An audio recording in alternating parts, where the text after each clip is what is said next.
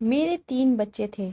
मुझे अपनी साली से प्यार हो गया था और मैं उसके प्यार में इस तरह पागल हो गया कि मैंने अपनी पत्नी को जहर देकर मार डाला।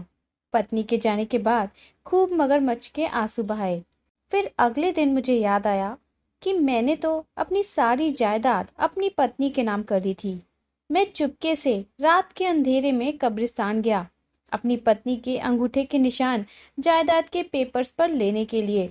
पर जैसे ही मैंने पत्नी की कब्र को खोलकर उसका हाथ पकड़ा, मेरे पैरों तले जमीन खिसक गई, क्योंकि वहां तो मेरी पत्नी। जब मैं बहुत छोटा था तभी मेरे पापा का देहांत हो गया था। मेरी 3 बहनें थीं और उनमें मैं अकेला भाई था। मेरी माँ एक हाउसवाइफ थी जो ज्यादा पढ़ी लिखी नहीं थी। मेरे पापा के गुजरने के बाद मेरी माँ को मुझसे ही सारी उम्मीदें थी, क्योंकि मैं घर में अकेला लड़का था। इसीलिए मैंने पढ़ाई लिखाई छोड़ दी, क्योंकि मुझे मेरी माँ और बहनों का ख्याल रखना था। मेरी भी उम्र कोई ज्यादा नहीं थी, पर फिर भी कम उम्र में ही मुझे काम करना शुरू करना पड़ा। वह समय हम लोगों के लिए बहुत ही मुश्किल था। मेरा मन हमेशा बेचैन ही रहता था। मैं हमेशा उन चीजों की लालच करता जो मेरे पास नहीं थी, और जो भी मेरे पास था वो सब मुझे कभी अच्छा नहीं लगता था। ऐसे ही करते करते मैं अब बड़ा हो गया था। मैंने अपनी तीनों बहनों की शादी कर दी थी, मगर मैं खुद अब तक अपनी शादी नहीं कर सका था।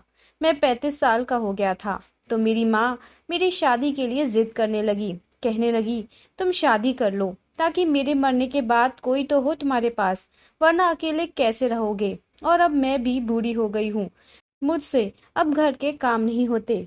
शादी कर लोगे तो कोई इस घर को संभालने वाली आ जाएगी। मुझे उनकी बातों से बस यही लगता था कि मेरी माँ को मेरी जरूरत बस अपना काम निकलवाने के लिए है, और कुछ नहीं।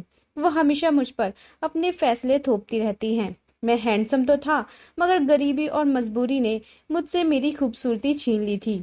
माँ ने कई रिश्ते देखे थे, पर कहीं भी बात नहीं बन पा रही थी। ऐसे ही बहुत ढूंढने के बाद आखिरकार माँ को एक लड़की पसंद आ ही गई। लड़की बहुत ज्यादा खूबसूरत नहीं थी, मगर पढ़ी लिखी थी और देखने की ठीक ठाक थी। इसके अलावा वो नौकरी करती थी। मुझे ये समझ नहीं आ रहा था कि आखिर क्या मजबूरियां थी जिन्होंने मुझ जैसे लड़के से अपनी बेटी की शादी तय कर दी थी। और मुझे भी उस लड़की में कोई दिलचस्पी नहीं थी। शादी की तैयारियां जोर शोर से हो रही थी और वो दिन भी आ गया जब मेरी शादी होनी थी। मगर हमेशा की तरह शादी भी मेरी पसंदीदा लड़की से तय नहीं हुई थी। मैंने भी मन में सोच लिया था कि मैं उसको कभी खुश नहीं रखूंगा, और फिर ऐसा ही हुआ। मेरा रवैया उसके साथ हमेशा बुरा ही रहता। मैं हमेशा उसको किसी न किसी बात पर सुनाता ही रहता था। बेशक वो मुझसे ज्यादा कमाती थी, मगर औरत होने के नाते वह कमजोर और मेरे रहमो करम पर थी, ऐसा मेरा सोचना था। और मैं इसी बात का नाजायज फायदा उठाया करता था और उस पर जुल्म सितम करता रहता था। लेकिन एक गलती मुझसे हो गई थी, वह यह कि मैं अपनी सारी जायदाद और उम्र भर की कमाई अपनी पत्नी के नाम कर चुका था। और यह सब भी मैंने अपनी माँ की जिद पर किया था, क्योंकि लड़की वालों की शर्त थी कि मैं अपनी सारी जायदाद उनकी बेटी के नाम कर दूं, तभी वो अपनी कमाऊ बेटी की शादी मेरे साथ करेंगे। और फिर माँ ने जिद की तो मैंने उनकी जिद के आगे हथियार डाल दिए थे। लेकिन वह कहते हैं ना कि जब चीज हाथ से निकल जाती है तब उसकी कद्र होती है। ऐसा ही समय गुजरता गया और मेरी पत्नी मुझसे दूर होती चली गई, मगर मुझे इन सब की कोई परवाह नहीं थी। मेरे 2 बच्चे थे। मेरे ससुराल वाले बहुत कम मेरे घर आते थे। मेरी साली, जिसकी उम्र लगभग 22 साल की थी, अपनी किसी सहेली की शादी में जाने के लिए तैयार हुई थी। उसकी सहेली हमारे ही शहर में रहती थी, इसीलिए वह अपनी बहन से मिलने आ गई थी। हमारी शादी के समय तो वो बहुत छोटी थी, तभी मैंने उसे पिछली बार देखा था। उस समय तो वो बस बच्ची थी, पर अब एक बहुत ही खूबसूरत जवान लड़की थी। मेरा दिल हमेशा की तरह बस उसी चीज के लिए लालच करता था जो मेरे पास नहीं होता था, और आज भी ऐसा ही हुआ था। अपनी खूबसूरत साली को देखकर मेरे मन में आया कि काश मेरी शादी मेरी पत्नी की जगह मेरी साली से हो गई होती। अपनी साली को देखकर मैं उसकी खूबसूरती पे दीवाना हो गया था और दिन रात बस अब उसी के ख्यालों में खोया रहता था। मैं अपनी पत्नी को तो वैसे भी घास नहीं डालता था, पर जब से अपनी साली को देखा था, अब मेरी नजरों में मेरी पत्नी की कोई औकात नहीं थी। क्योंकि अपनी साली से मुझे प्यार हो गया था और मैं उसके प्यार में ऐसा डूबा था कि हर समय बस उसे पाने के नए नए उपाय सोचने लगा था। मेरी साली बस थोड़े दिन के लिए ही रहने आई थी। जब वो हमारे साथ थी तो मैंने ज्यादा से ज्यादा समय उसी के साथ बिताया था। उसे बाहर घुमाने ले जाता था, अच्छी अच्छी चीज खिलाता था। मेरा मन किसी और काम में नहीं लगता था। आखिरकार मैंने अपनी साली से अपने दिल का हाल कह ही दिया। जिस दिन वो घर वापस जा रही थी उसी दिन मैंने उसे बता दिया कि मैं उससे प्यार करता हूँ और उसे शादी के लिए प्रपोज भी कर दिया। पहले तो वह सोच विचार करती रही, फिर एक हफ्ते के इंतजार के बाद उसने हाँ कर दी। वो बोली कि मैं तुमसे शादी करना चाहती हूँ। साली की हाँ सुनकर मैं बहुत खुश हो गया था। मुझे और क्या चाहिए था, मगर उससे पहले मुझे अपनी पत्नी से जान छुड़ानी थी ताकि मैं अपनी साली से आसानी से शादी कर सकूं। मैंने बहुत कोशिश की कि वह मुझे तलाक ले ले ताकि मेरी बदनामी ना हो, मगर मेरी पत्नी बहुत ही ढीठ थी। वो मेरी मारपीट ताने सब बर्दाश्त करती रही, मगर उसने मुझे तलाक नहीं दिया। उसके बाद से मेरी पत्नी बहुत खामोश हो गई थी। मैं कितना भी चिल्लाऊं, कितने भी ताने दूं, सब कुछ वो खामोशी से सह लेती थी। मेरे किसी भी जुर्म के बदले वो मुझसे कुछ भी नहीं कहती थी। अब पहले की तरह वो मुझसे लड़ाई झगड़ा भी नहीं करती थी। मुझे उसकी खामोशी अंदर ही अंदर परेशान कर रही थी। मुझे इस बात से सख्त उलझन महसूस हो रही थी कि आखिर वो चाहती क्या है। एक रात मैं सो रहा था कि मुझे अपने कमरे में किसी से बात करने की आवाज सुनाई दी। आवाज सुनकर मेरी आंख खुली तो मेरी पत्नी न जाने किससे हल्की आवाज में बात कर रही थी। मैंने जब उससे पूछा कि किससे बात कर रही हो तो उसने घबरा कर फोन काट दिया और कहने लगी कि कोई नहीं, मेरी एक पुरानी सहेली थी। मुझे काफी हैरत हुई कि इतनी रात के समय कौन सी सहेली थी जो मेरी पति से बातें कर रही थी।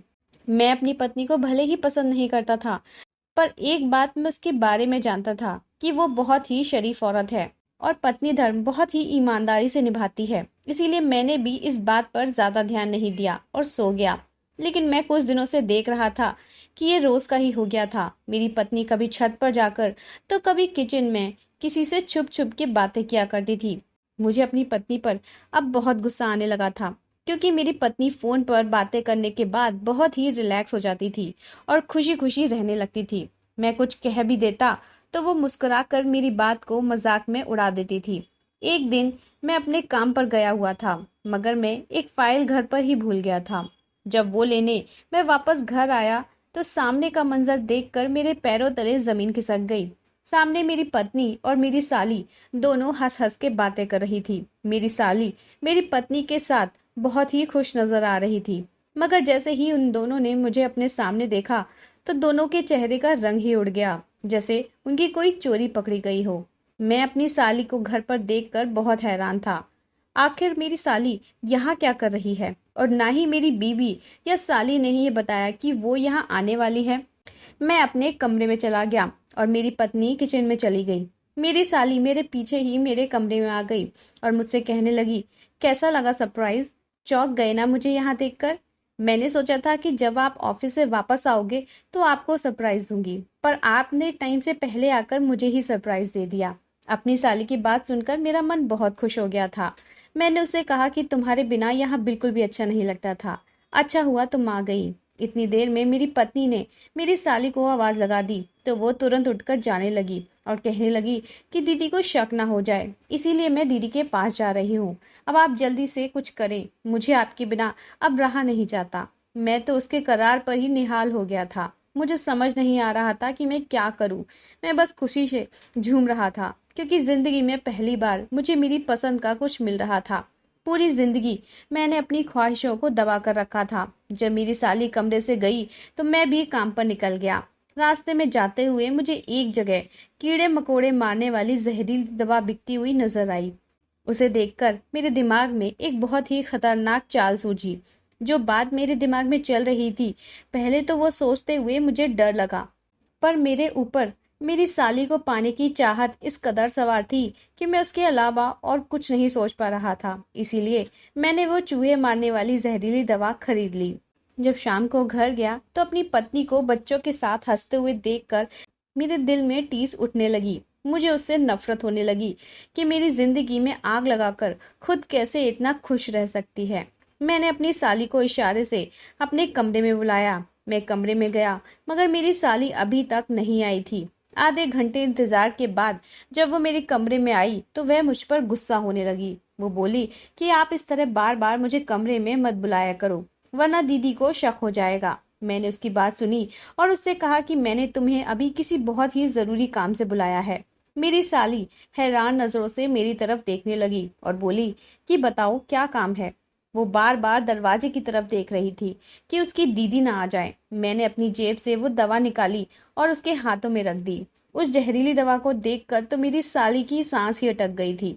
वो आंखें फाड़ फाड़ कर मेरी तरफ देखने लगी और मुझसे पूछा कि ये क्यों लाए हो। मैंने उसको साफ शब्दों में अपना सारा प्लान समझा दिया कि मैं कैसे उसकी दीदी को रास्ते से हटा देना चाहता हूँ।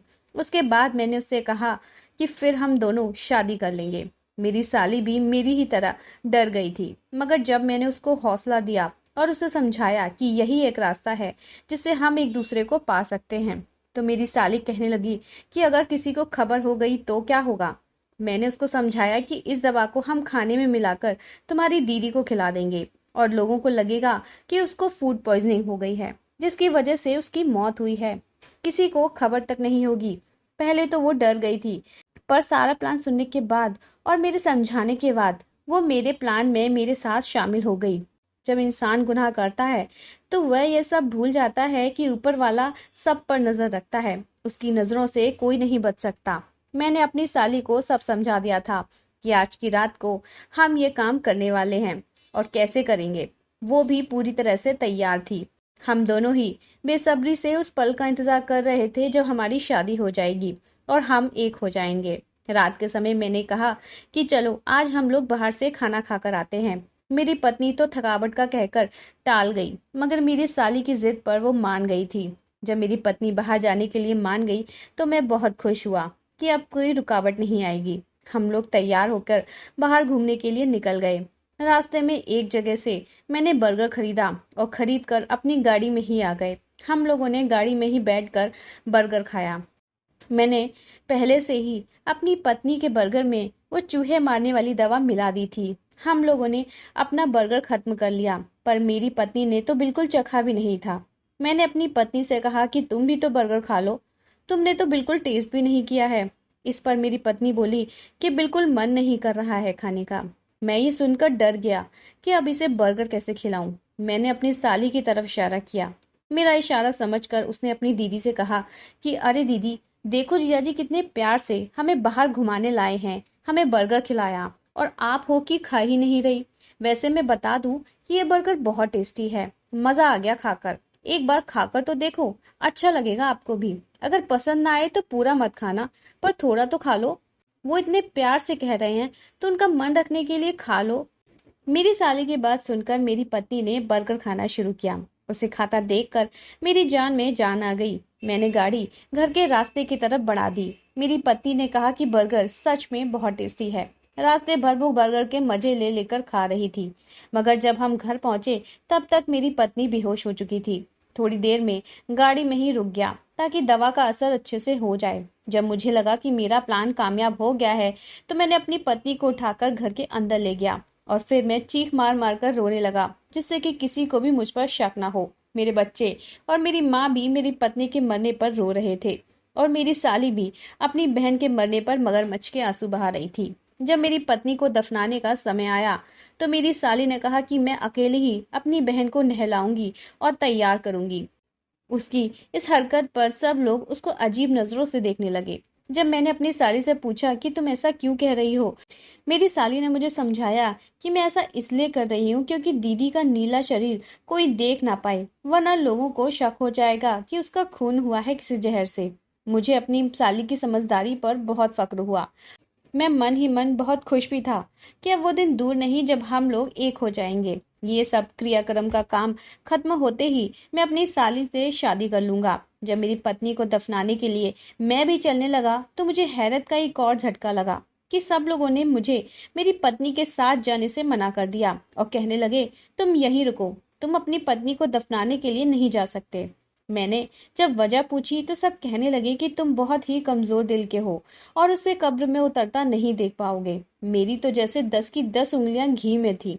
किसी को मुझ पर जरा सा भी शक नहीं हुआ था।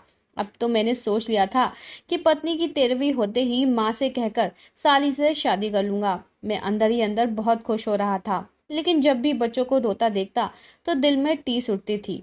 फिर मैं उसे नजरअंदाज कर देता था। रिश्तेदार मुझसे कहते और अपना दुख जताते कि बच्चों के लिए तुम्हें परेशानी उठानी पड़ेगी, तुम घर संभालोगे या बाहर के काम करोगे। तो मैं भी उनके सामने और रोनी सी सूरत बना के बैठ जाता। लोग मुझे तरस भरी निगाहों से देख रहे थे। 2 दिन के शोक के बाद सब अपने घरों को चले गए। जब सब लोग चले गए तब मैं अकेले में अपने और अपनी साली के आने वाले खुशनुमा समय के ख्यालों में खोया हुआ था कि तभी मुझे याद आया कि मैंने तो अपनी सारी जायदाद अपनी पत्नी के नाम कर दी थी और उसके मरने के बाद कानूनन सारी जायदाद मेरे बच्चों को मिल जाएगी। बच्चे तो मेरे हैं और मुझे इस बात से भी कोई परेशानी नहीं थी जायदाद बच्चों के नाम हो। मगर फिर भी अगर भविष्य में मेरे बच्चों को इस बात से पता चल गया कि उन लोगों से उनकी माँ को दूर करने वाला और कोई नहीं बल्कि मैं हूँ, तो कहीं वो लोग मुझे धक्के देकर घर से निकाल ना दे। यही सब सोच सोचकर तो मुझे अपने आप पर गुस्सा आ रहा था कि उसके जीते जी मैंने अपनी जायदाद वापस अपने नाम क्यों नहीं करा ली। दरअसल उसके नाम सारी जायदाद मैंने मजबूरी में की थी। मैं ऐसा बिल्कुल भी नहीं करना चाहता था। मेरी माँ की वजह से मुझे उसके नाम सारी जायदाद भी करनी पड़ी और उससे शादी भी। लेकिन अब मेरे सिर पर एक नई परेशानी आकर खड़ी हो गई थी। मुझे समझ ही नहीं आ रहा था कि मैं क्या करूं। यही सब सोचते सोचते मैंने 2 दिन निकाल दिए थे। मुझे जल्द से जल्द कुछ करना था। मेरी तो रातों की नींद भी उड़ गई थी। मुझे बस एक ही हल समझ आ रहा था कि मैं किसी तरह अपनी पत्नी के साइन ले लूं।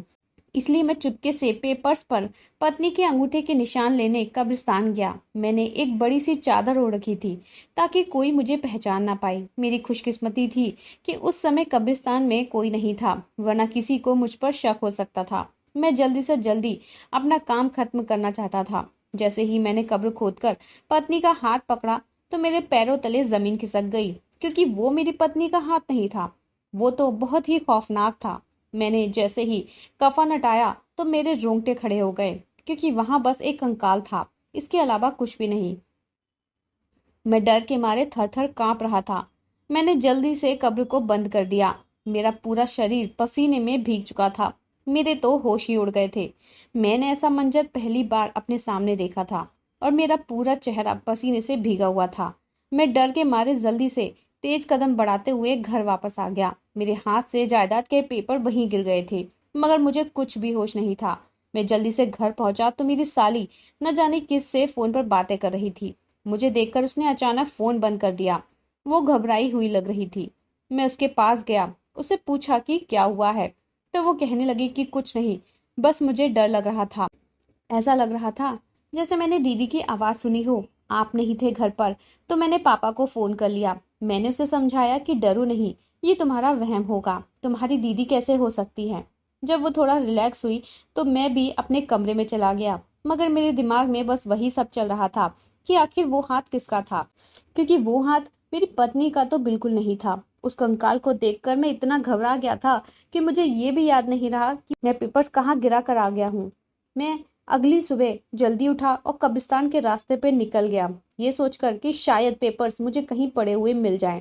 मुझे उस समय बहुत हैरानी हुई जब मैंने अपनी पत्नी की कब्र पर किसी आदमी को खड़े हुए देखा। उस आदमी ने एक बड़ी सी चादर ओढ़ रखी थी। मेरी पत्नी की कब्र पर यह आदमी कौन हो सकता है। अभी मैं आगे बढ़ता कि मेरे पास एक औरत गुजरी जो बिल्कुल मेरी पत्नी जैसी ही थी। मैं उसे देखकर अपनी जगह पर थम गया था।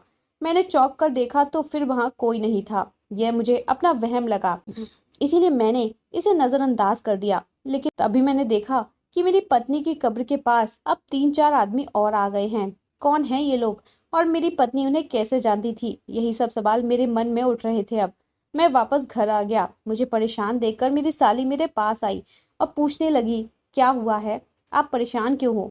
मैंने उसको अपनी जायदाद के कागजात से लेकर अपनी पत्नी की कब्र पर आदमी के आने तक की सारी बातें बता दी। पहले तो वो हैरान हुई, मगर फिर कहने लगी कि मैंने दीदी के होते हुए आपको कुछ नहीं बताया था। पर सच्चाई ये है कि मेरी दीदी ने न जाने कितने लड़कों से दोस्ती कर रखी थी। उनके तो न जाने कितने आशिक थे। मैं अपनी साली को हैरत से देखने लगा। जो भी था, जैसा भी था, मगर वह अपनी सगी बहन के बारे में ऐसी बातें कैसे कर सकती थी, जबकि मैं जानता था कि ऐसा कुछ नहीं है। मेरी पत्नी बहुत ही ईमानदार थी और इस बात को मैं दावे के साथ कह सकता हूँ कि उसने कभी भी मुझे धोखा नहीं दिया था। इतने साल उसके साथ रहने के बाद मैं ये बात बहुत अच्छे से जानता था। भले ही मैं उससे प्यार नहीं करता था, पर भरोसा मुझे उस पर हमेशा था। मुझे उस पर अपनी साली से पता नहीं क्यों नफरत महसूस हुई।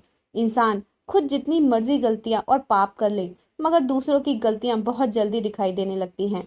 मेरे साथ भी कुछ ऐसा ही हुआ था। खुद इतना बड़ा गुनाह करने के बाद भी मुझे अभी बस अपनी साली गलत नजर आ रही थी। मैं 4 दिन में ही पागल सा हो गया था। मुझे घर में भी हर तरफ बस अपनी पत्नी ही नजर आ रही थी। मैं रात में उठकर बैठ जाता था, क्योंकि मुझे लगता था कि मेरी पत्नी वहीं कहीं आसपास ही है, और मुझे डर के मारे नींद ही नहीं आती थी। एक दिन मेरी बेटी मेरे पास आई और कहने लगी, पापा, माँ कहाँ चली गई हैं? मुझे उनकी बहुत याद आती है।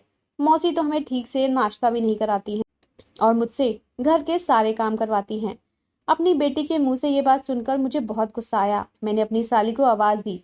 जैसे ही वह कमरे में आई, मैंने उसको गुस्से से बोला कि तुम मेरे बच्चों पर जुल्म करती हो।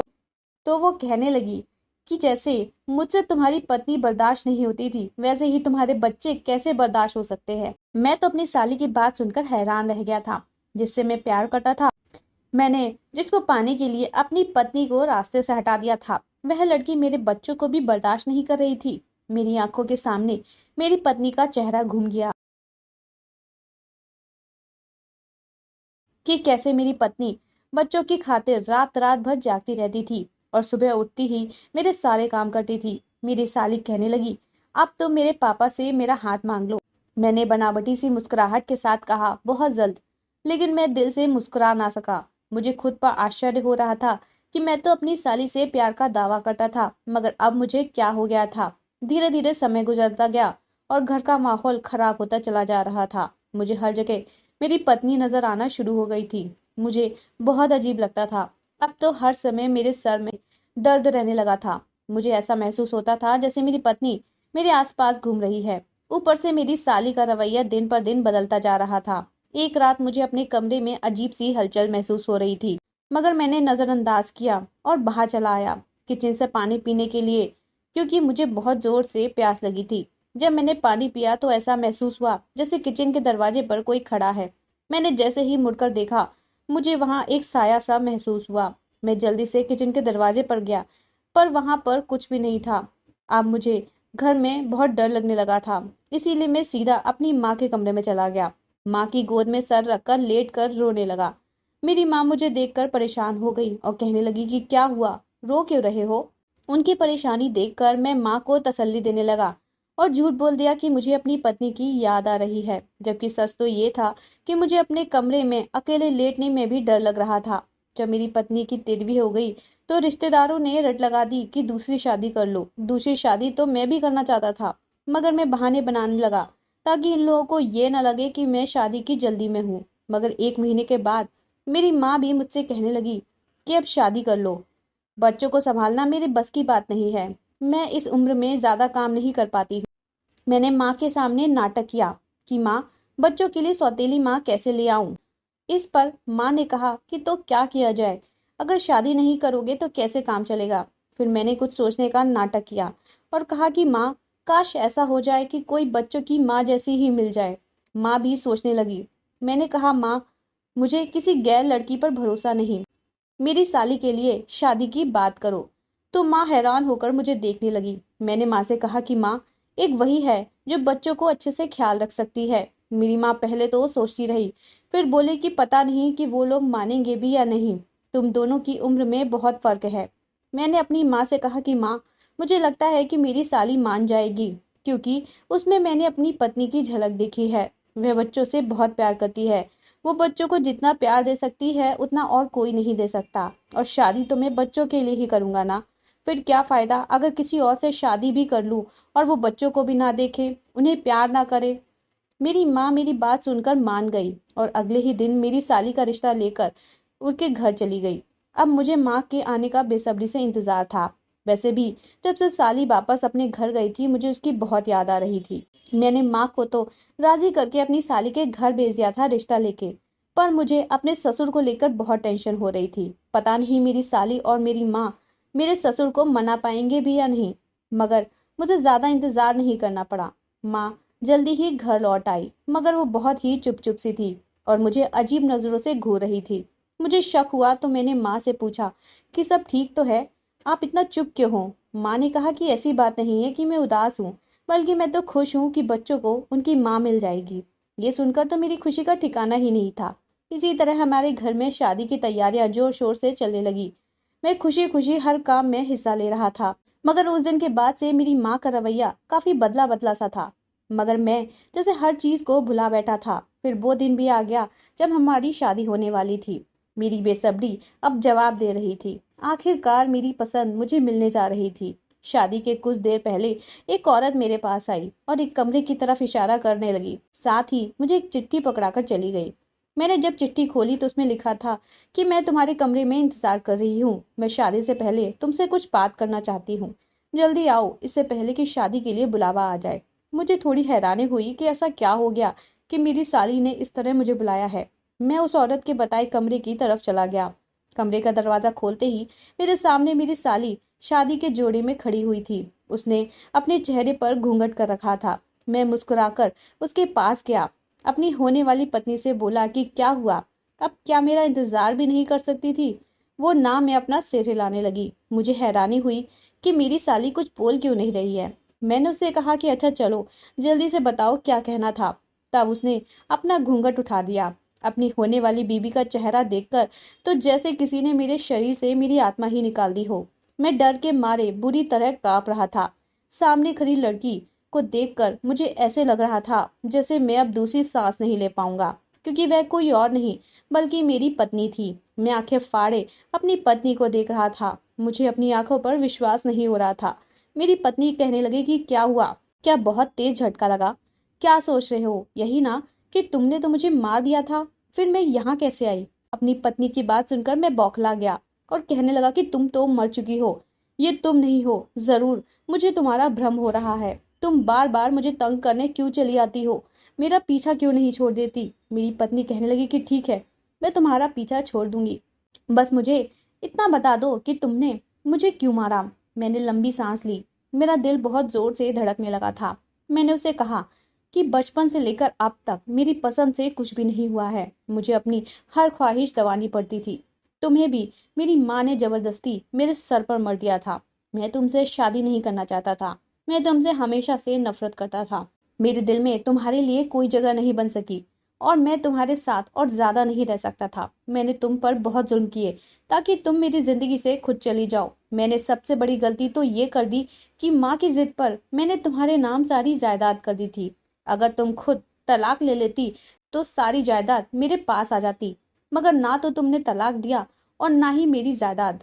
जब मैंने तुम्हारी बहन को देखा तो मुझे उससे प्यार हो गया था, क्योंकि वो बहुत सुंदर है, तुम्हारी तरह नहीं है। मुझ जैसे हैंडसम लड़के की पत्नी उस जैसी खूबसूरत लड़की ही होनी चाहिए। तुम्हारी तरह की लड़की मेरे जैसे लड़के से शादी करने लायक ही नहीं है।